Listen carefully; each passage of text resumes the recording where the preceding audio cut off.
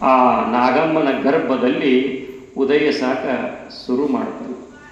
ಆ ದೇವಿ ಜಗದಂಬೆ ಕನಸಿನಲ್ಲಿ ಹೇಳ್ತಾಳ, ಆ ಮಗುವಿಗೆ ನೀವೇನಂತ ಹೆಸರಿಡ್ರಿ ಅಂದ್ರೆ ನಾಗಲಿಂಗ ಅಂತ ಹೆಸರು ಹಿಡ್ರಿ ಅಂಥೇಳಿ ಅಂತರ್ಧಾನಳಾಗಿರ್ತಾಳ್ರಿ ಕನಸಿನಲ್ಲಿ.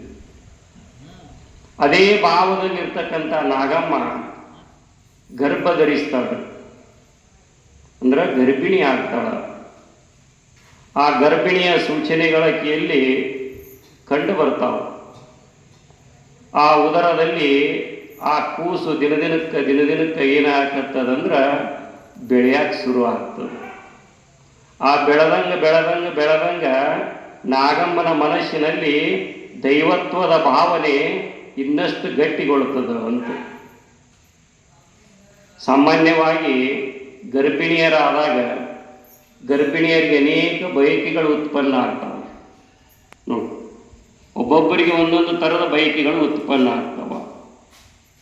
ನಾಗಮ್ಮನಿಗೆ ಏನು ಬಯಕೆಗಳು ಉತ್ಪನ್ನ ಆಗ್ತಿದ್ವು ಅಂತಂದ್ರೆ, ಸಾಧು ಸತ್ಪುರುಷರನ್ನು ಕರೆದು ಊಟ ಮಾಡಿಸ್ಬೇಕಂತಕ್ಕಂಥ ಭಾವ ಉತ್ಪನ್ನ ಆಗ್ತಿತ್ತಂತೆ. ಅದರ ಜೊತೆಗೆ ಶಿವನ ಧ್ಯಾನವನ್ನು ಮಾಡಬೇಕಂತ ಅನಿಸ್ತಿತ್ತಂತೆ. ಬಡ ಮಕ್ಕಳಿಗೆ ಅನ್ನ ಪ್ರಸಾದ ಮಾಡಿಸ್ಬೇಕಂತ ಅನಿಸ್ತಿತ್ತಂತೆ. ನಾಗಮ್ಮನಿಗೆ ಇಂಥ ಭಾವ ಉತ್ಪನ್ನ ಆಗ್ತಿದ್ದು. ಸಾಮಾನ್ಯವಾಗಿ ಎಷ್ಟೋ ಮಂದಿಗೆ ಬೇರೆ ಬೇರೆ ಭಾವನೆಗಳು ಉತ್ಪನ್ನ ಆಕ್ಕವ್ರಿ ಏನಿದ್ದಾಗ, ಗರ್ಭಿಣಿಯರಿದ್ದಾಗ. ಒಬ್ಬೊಬ್ಬರಿಗೆ ಕೆಂಪು ಮಣ್ಣು ತಿನ್ಬೇಕಂತ ಅನಿಸ್ತಿರ್ತದ್ರಿ. ಆಮ್ಯಾಗ ಹೊಲದಾಗಿನ ಎರೆ ಮಣ್ಣು ತಿನ್ಬೇಕಂತ ಅನಿಸ್ತಿರ್ತದೆ. ನಮ್ಮ ತಾಯಂದ್ರಿ ಇಲ್ಲೆಲ್ಲ ಕೂತಾರ, ಏನೇನು ತಿನ್ಬೇಕು ಅನಿಸ್ತಿರ್ತದ್ರಿ? ಗರ್ಭಿಣಿಯರಿಗೆ ಉಂಡಿ ತಿನ್ಬೇಕು ಅನಿಸ್ತಿರ್ತದೆ, ಚಕಲಿ ತಿನ್ಬೇಕು ಅನಿಸ್ತಿರ್ತದೆ. ಆ ಬಯಕೆಗಳ ಪ್ರಮಾಣವಾಗಿ ಏನಾಗಿರ್ತದ್ರಿ? ಹೆಚ್ಚಾಗಿರ್ತದೆ. ಒಬ್ಬಾಕಿಗೆ ಏನು ಅನಿಸಿತ್ತಂದ್ರೆ, ಆ ಬಯಕೆ ಎಂಥದ್ದು ಉತ್ಪನ್ನ ಆಗಿತ್ತು ಅಂದ್ರೆ ನೀವೆಲ್ಲರ ಕೇಳಿದ್ರೆ ಆಶ್ಚರ್ಯ ಪಡ್ತೀರಿ. ಆ ಗಂಡನ ಹಿಂಬಡ ತಿನ್ನುವಂಗಾಗಿತ್ತಂತ್ರಿ ಗರ್ಭಿಣಿ ಆದಾಗ. ಹೇಳೋ ಉದ್ದೇಶ ಏನು ಅಂತಂದ್ರೆ, ಆ ಶಿಶು ಒಳಗೆ ಬೆಳೆಯುವ ಹೊತ್ನ್ಯಾಗ ಹಿಂದಿನ ಜನ್ಮದ ಆ ಮಗುವಿನ ಸಂಸ್ಕಾರಕ್ಕನುಸಾರವಾಗಿ ಅದು ಯಾವ ಸಂಸ್ಕಾರದಿಂದ ಕೂಡಿರ್ತತಿ, ಆ ತಾಯಿಯ ಸಂಸ್ಕಾರ ಮತ್ತು ಆ ಮಗುವಿನ ಹಿಂದಿನ ಜನ್ಮದ ಸಂಸ್ಕಾರ, ಇದಕ್ಕನುಸಾರವಾಗಿ ಮನಸ್ಸಿನಲ್ಲಿ ಬಯಕೆಗಳು ಉತ್ಪನ್ನ ಆಗ್ತವ ಗರ್ಭಿಣಿಯರಿಗೆ. ಆದ್ರೆ ನಾಗಮ್ಮನಿಗೆ ಅಂಥವಿಂಥವು ಬಯಕೆಗಳು ಉತ್ಪನ್ನ ಆಗ್ತಿದ್ದಿಲ್ಲ. ಎಂಥ ಬಯಕೆಗಳು ಉತ್ಪನ್ನ ಆಗ್ತಿದ್ದು ಅಂದ್ರೆ ಶಿವನ ಧ್ಯಾನವನ್ನು ಮಾಡಬೇಕಂತ ಅನಿಸ್ತಿತ್ತು. ಸಾಧು ಸತ್ಪುರುಷರಿಗೆ ಅನ್ನ ಪ್ರಸಾದ ಮಾಡಬೇಕಂತ ಅನಿಸ್ತಿತ್ತು. ದೀನರು ಬಡವರಿಗೆ ಸಹಾಯ ಮಾಡಬೇಕಂತ ಅನಿಸ್ತಿತ್ತಂತ ನಾಗಮ್ಮನಿಗೆ. ಹಂಗ ಆ ಭಾವದೊಳಗೆ ಆ ನವಮಾಸಗಳು ತಿರುಗಿಕೋತ ಕಳ್ಕೋತ ಹೋಗ್ತವ. ಆ ನವಮಾಸಗಳು ಏನು 9 ಮಾಸಗಳು ಆ ಕೂಸು ಬೆಳೀತಾ ಆ ಮನೆಯೊಳಗೆ ಸತ್ಪುರುಷರ ಮಹಾತ್ಮರ ಚರಿತ್ರೆಯನ್ನು ಕೇಳಬೇಕಂತ ಭಾವ ಆಗ್ತಿತ್ತಂತ ನಾಗಮ್ಮಳಿಗೆ.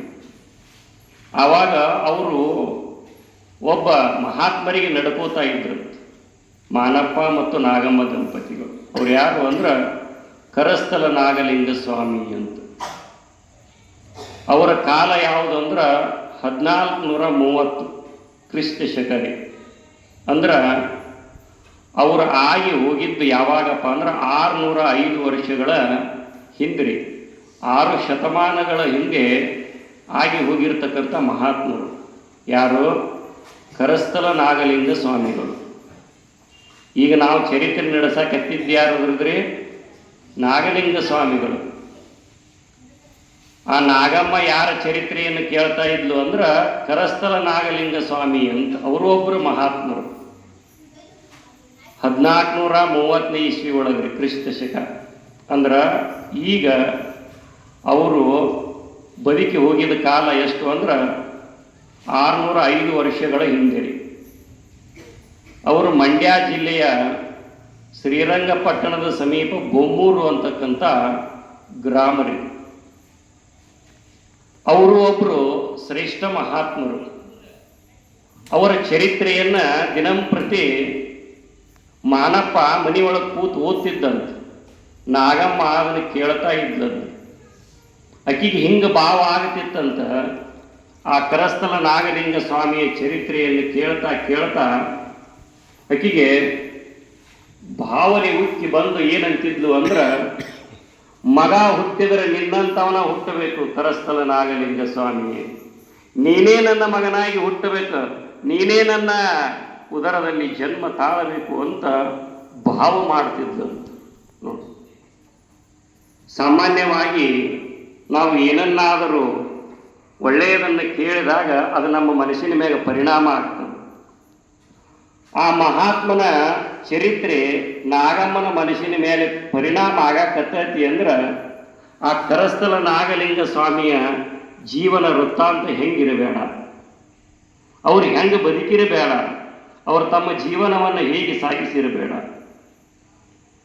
ಆ ಕರಸ್ಥಲ ನಾಗಲಿಂಗ ಸ್ವಾಮಿ ಹೆಂಗಿದ್ದು ಅಂತಂದ್ರೆ, ಅವ ವಿದ್ವಾನ್ ಪಂಡಿತನಾಗಿದ್ದ, ಶಾಸ್ತ್ರದಲ್ಲಿ ಅಷ್ಟೇ ಅಲ್ಲ ಯೋಗಿಯಾಗಿದ್ದ, ಸಿದ್ಧಿ ಪುರುಷನಾಗಿದ್ದ. ಅವರ ತಂದೆ ಶಿವದೇವಾಚಾರ್ಯ ಅಂತ, ತಾಯಿ ಗಿರಿಜಾಂಬೆ. ಇವರ ಪುತ್ರನಾಗಿ ಜನಿಸಿರ್ತಕ್ಕಂಥವನೇ ಕರಸ್ಥಲ ನಾಗಲಿಂಗ ಸ್ವಾಮಿ.